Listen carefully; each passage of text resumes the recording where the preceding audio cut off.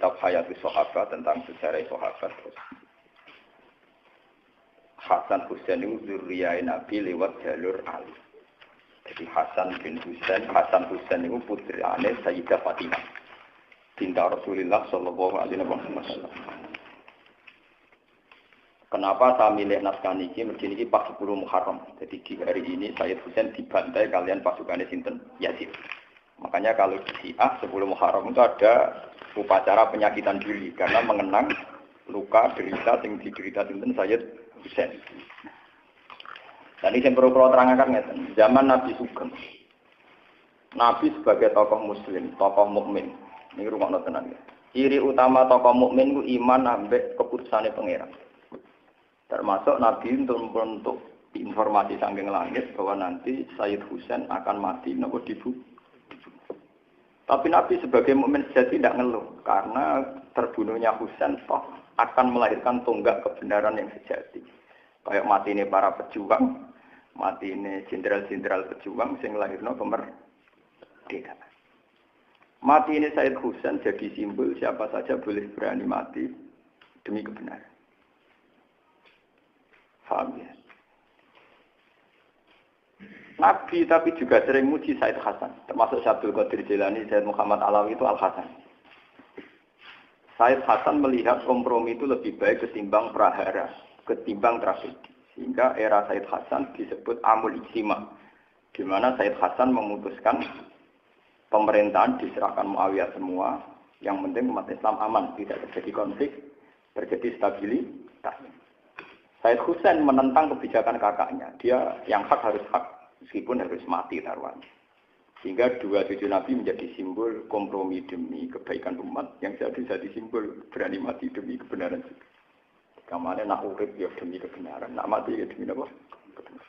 Kados kula ngaten iki. Umpama aku wani urip, mergo kula yakin iso mulang Quran.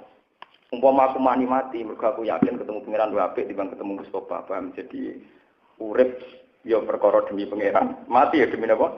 Pangeran. Disebut inna sholati wa nusuki wa mahyaya wa mamati lillah. Dan itu sudah pas karena yang Sayyid Hasan melambangkan wa hayati demi wa mahyaya demi kebenaran. Sayyid Husain wa mamati demi apa? Kebenaran. Walhasil era Sayyid Hasan pemerintahnya tunggal yaitu di Muawiyah karena haknya Hasan sebagai khalifah. Hasan kan bin Ali, harusnya kan jadi khalifah menggantikan sinten Ali, tapi haknya itu dikasihkan sinten Muawiyah. Haknya Husain diambil oleh Husain. Anaknya Muawiyah Yazid tidak terima, akhirnya Husain dibantai. Nah ini lewat ngaji ini sampean ngerti kenapa Sayyid Husain milih itu, ya, milih metode itu, milih pilihan itu. Kenapa Sayyid Hasan milih Amul Istimewa? Nanti mengkai kalau terangkan, yang jelas dengan referensi sanad mutasil sampai Sayyid Husain. Kalau piyambak perasaan kalau nganti saat ini gimana? Sebab itu Nabi ngajari tentang hidup dan mati. Allahumma ahyini maka natil hayat khairan li, wa tawafani maka natil wafat khairan li. Ya Allah, saya hidupkan kalau hidup itu lebih baik bagi saya. Dan saya matikan kalau mati itu lebih baik bagi saya. Ora oleh wong nentokno nganggo ikhtiare dhewe ora oleh. Ya Kanjeng Nabi pinter, nak darani urip ku gampang. Dadi Kanjeng Nabi nak ndonga ngoten. Ya Allah, hidupkan saya selagi hidup masih baik bagi saya dan matikan selagi mati lebih baik bagi saya. Kenapa Nabi cara berdoa begitu? Iya, kadang dalam banyak hal memang hidup itu lebih baik. Kadang dalam banyak hal ya mati itu lebih. Makanya sebagian donga luweh diplomatis, luweh napa. Bisa diterima secara optimistik tapi tidak mengurangi tawakal. Ini pun Nabi nanti mari donga malih. Allahumma ij'alil hayata ziyadatan li fi kulli khairin. Eling-eling. Allahumma ij'alil hayata ziyadatan li fi kulli khairin wal mauta rohatan li min kulli syarrin. Wal mauta rohatan li min kulli syarrin. Ya Allah, jadikan hidup saya itu sebagai bekal menambah kebaikan. Kalau saya mati, anggap saja akhir dari segala kejelekan. Mulane kula bolak-balik matur, nek ana mayit dilepas mesti apik. Mbok bajingan ana penjahat mesti apik. Kok penjahat apik nang mati, berarti rohatan di mingkuli syarri. Berarti itu terakhir kejahatan. Mulane kira usah protes. Sauri-uri zina maling kok saiki dilem apik, tetep apik matine, menang bar kejahatan. Paham? Iku Nabi dhisik ngajarkan memang begitu. Hidup dianggap potensi ziyadatan fikul khairin apa apik, mati dianggap rohatan mingkuli. Akhir dari segala kejelekan. Akhirnya apa yang terjadi? Wong ambek Allah kesenudon tok. Jadi kok Mustafa paling urip. Gusti kula isih urip berarti iso ngamal apik. Engko nek mati tok. Gusti, mati kula kiai kadang salah. Lah mati kula anggap mawon ngakhiri kesalahan niku, paham? Paham. Jadi ora usah ngelo, nek mati ora usah napa? Kan ya nek mati ya Allah, kula urip kangge saya sak niki mati. Anggap mawon potensi kejahatan kula berakhir di sini. Di sini wal mauta rohatan li min kulli syarrin, dan kematian adalah akhir dari segala keburukan. Ya sudah. Misalnya kita jadi bapak, anak urip sukses rumah tangga. Lah anak mati nak nol luwih apik kanggo anak. Itu udah kurang. Mengenai itu kan orang itu harus ono rasionalis tapi tetap tauhid. Lah Said Hasan Husain itu melambangkan itu semua. Hasan milih kompromi demi kestabilan umat Islam. Husain milih mati demi tegaknya apa? Kebenaran. Ini mungkin kalau waca terakhir pidato Said Husain ketika beliau memutuskan revolusi melawan Yazid. Ya, jadi ini kalau waca teks pidato Said Husain ketika beliau revolusi mutusno melawan sinten? Yazid. Padahal itu taruhannya nyawa, taruhannya apa? Nyawa. Taruhannya nyawa. Mungkin nggih kula waca teks pidato Said Hasan. Kenapa dia kompromi dengan kebatilan? Yazid Muawiyah itu kan memerintah secara batil karena ilegal lewat revolusi ngudita Sayyidina Ali. Tapi masih ilegal lah nak dilawan tetap jadi berdarah. Nah, lewat perhitungan ini saya Hasan milih kompromi paham ya. Sebab itu sampean lewat ngaji ini akan tahu kenapa apa milih kompromi ini monggo. Ya lanjutkan berarti Pak. Nak milih revolusi ya monggo, tapi semua harus konsekuensi tanggung jawab jenengan dengan Allah Subhanahu wa taala. Ora usah tanggung jawab ning konstitusi ning MK itu urusan hukum dunia. Tanggung jawab dengan kersane Allah Subhanahu wa taala. Ini kula waca kenapa Said Husain milih melawan yang berakibat beliau dibantai secara menggenaskan. Nah, Said Hasan milih kompromi karena takut berdarah-darah bagi umat Islam. Karena kalau Hasan itu ngelawan, artinya kubu Hasan yang ribuan di belakang Hasan, kubu Muawiyah yang ribuan di belakang Muawiyah. Jadi kalau era Hasan itu menangi Muawiyah, Pak, kuat ya, menangi sinten? Muawiyah. Era Husain pun era sinten ya, Yazid.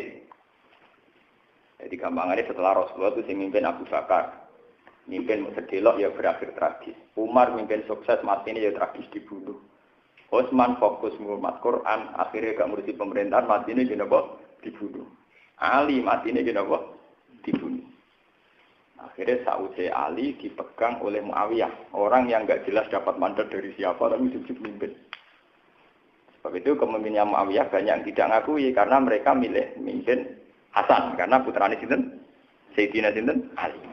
Hasan ngerti gelagat Muawiyah tidak mau kalah nantang perang, cukup pek-pekan. Apa? Pek. Cara Gus Dur ora dadi presiden ra paten. Penting ora ono pasukan berani mati, ora berani hidup iku penting ora hidup, paham? Terus ketika Muawiyah ganti teng Yazid, Yazid itu anak sinten? Muawiyah. Husain melawan, nggih sinten apa? Husain. Ben sampean ngerti bahwa cara melawan mereka itu demi kebenaran, bukan kayak kita demi kekuasaan.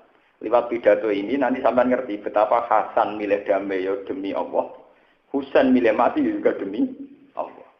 Orang mati nekat, paham ya? Sing damai ya ora krana golek gelimangin apa harta. Niki pentingnya ilmu. Jadi lewat sanad sing mutasil, problem-problem sing dihadapi para sinten sahabat. Kula waca iki pidato ini Said Hasan, Said Husain riyen. Bismillahirrahmanirrahim. Walhasil dari Sayyid Hasan Husain ini sing milih mati. Ayuhan nas ini sing mulai ini sing wonten harokat.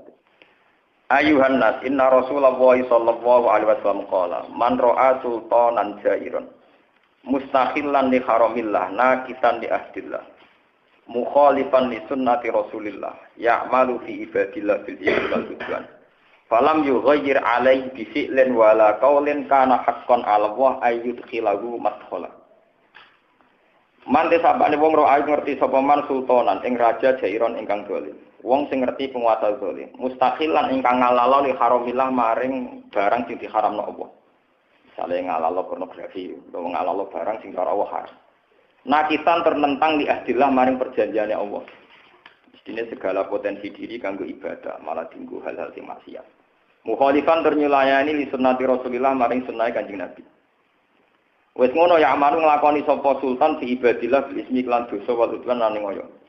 Hubungane mbek wong men keliru wae. Keliru artine ngene. Sing kroni disugya-sugya. Misale kados wong kadung keliru, mbek wong sugih wedi, perkarane wedi sugih. Ambek wong larat otoriter, dianggap budak. Wong nak kadung keliru kan. Ambek wong ayu nafsu, akhire ya zina. Ambek wong elek ngenyek, akhire pelece. Wong nak ditetir ra bener. Ra wong ayu sahabat ya dosa, ra wong elek ngenyek. Elek kriting pesek ireng. Wong nak keliru kancanan tiyang nggih ngoten. Roh bupati wedi krana sugih, ya zalim wong kok wedi bupati ya. Roh wong larat tukang sampah nyek, wong kok dimo dadi tukang sampah. Lha itu jenenge keliru terus Mas. Nek ana sultan sing ngene iku jenenge keliru terus. Roh wong elek nyek, roh wong sugih wedi iku keliru terus. Jenenge ya'malu fi ibadillah bil ismil udwan. Falam yughayir mongko ora nglakoni perubahan sapa man alaihi ing atase ikilah isem utawa ing atase sultan bifi'len kelawan satu aksi perilaku wala kaulan ora pengucapan. Karena mongko ana ala wa haqqan. Apa mesti nglakoni ayut khilahu masqalahu, mesti dilebokno neraka. Sebab itu Said Husain berpendirian kalau ada sultan yang zalim kita harus nglawan. Cek nglawane liwat fi'lu, cek kaulu, cek engko senajan to berakhir kematian. Mergo nak orang nglakoni perubahan sok ben mesti mlebu neraka. Nah, jadi yang penting menunjukkan bahwa kita melakukan perubahan. Jadi man ra'a minkum munkaran falyughayyirhu napa biyadihi fa illam yastati fa bilisanihi fa illam yastati fa biqalbihi. Harus tetap melakukan perubahan. Jangan sampai kita mendiamkan kemungkaran. Meskipun hanya lewat qaul, tentu dalam konstitusi modern kayak kita berbangsa sekarang, minimal lewat qaul. Minimal lewat apa? Liwat kaul itu penting, senajan to kowe ora usah revolusi liwat fi'lu, liwat perilaku akhlak. Misalnya ngeten, kita akan selalu mengatakan nak payudara wanita itu aurat. Kita akan selalu mengatakan nak paha perempuan itu apa? Aurat. Terus kita meyakini bahwa secara hukum demikian. Terus kita akan ngomong gitu terus. Meskipun kita tidak bisa bikin undang-undang tentang bahwa pornografi dilarang oleh negara. Kita tidak bisa bikin undang-undang kalau pornografi harus dilarang oleh negara. Tidak harus begitu, tapi kita ngomong terus. Kalau itu haram, kalau itu haram. Pentingnya apa? Jangan sampai hukum Islam itu kemudian diyakini mentoleransi hal-hal yang kayak begitu. Haram loh ya, memperlihatkan payudara bahwa itu haram. Tapi bahwa Islam itu apa? Islam itu sempurna, komplit. Ya kita harus begitu. Misalnya saya sering ditanya, Gus piye hukume wong wedok kota-kota yo, katokan cekak nggawa rukah mara masjid. Mbok hukume wong fasik wong ape mara masjid jamaah. Mbok hukume wong saleh wong oleh maca blok. Tak jawab ngene aku takon. Lah iya pentingnya Islam sempurna yaiku pangeran sing iso ngitung dhewe kok bingung. Soal urusan aurat dia salah karena tidak Islam. Soal berjalan ke masjid dia benar karena menuju apa? Masjid. Kowe ra iso mukul rata karena dia maksiat terus hukum iku wong fasik. Karena dia ke masjid kok hukum wong saleh. Wong dia melanggar napa Mulane dari Ibnu Abbas, Ibnu Abbas itu wong paling alim tafsir, ini sahabat Kanjeng Nabi. Pada akhirnya ayat yang kita pakai ila yaumil qiyamah, fa may ya'mal mithqala dzarratin khairan yarah, wa may ya'mal mithqala dzarratin syarran yarah. Pada akhirnya kita ini hanya punya ayat itu. Maksudnya itu ya ana hitungane dhewe-dhewe. Napa ana hitungane? Dhewe. Nah, sekarang fenomenanya di zaman akhir kan begitu. Malaikat zaman akhir mau manusia itu bingung, untung malaikat ora perlu bingung ora manusia.